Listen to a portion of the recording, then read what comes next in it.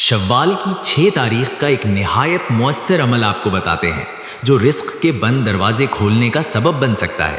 اگر آپ کو لگتا ہے کہ ہر طرف سے راستے بند ہو رہے ہیں، کام بنتے بنتے رک جاتے ہیں یا مسلسل نقصان کا سامنا ہے، تو یہ عمل آپ کے لیے مفید ثابت ہو سکتا ہے۔ اکثر ایسا ہوتا ہے کہ انسان جس کام کا آغاز کرتا ہے وہ کامیاب نہیں ہوتا، کاروبار میں نقصان ہوتا ہے یا ترقی رک جاتی ہے۔ بعض لوگ یہ محسوس کرنے لگتے ہیں کہ جیسے ان کے لیے رزق کے دروازے بند ہو چکے ہیں۔ اس کی مختلف وجوہات ہو سکتی ہیں، جیسے نظر بد، جادو یا انسان کی اپنی غلطیاں۔ لیکن اصل حل یہ ہے کہ انسان اللہ تعالیٰ کی طرف رجوع کرے اور قرآن پاک سے اپنا تعلق مضبوط بنائے۔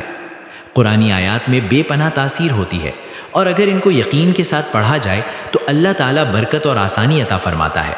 بدقسمتی سے ہم دنیاوی کوششیں تو کرتے ہیں مگر روحانی اعمال کو نظر انداز کر دیتے ہیں، جس کی وجہ سے برکت کم ہو جاتی ہے۔ یہ خاص وظیفہ شوال کی 6 تاریخ کو کیا جائے تو بہت بہتر ہے، تاہم بعد میں بھی اسے جاری رکھا جا سکتا ہے۔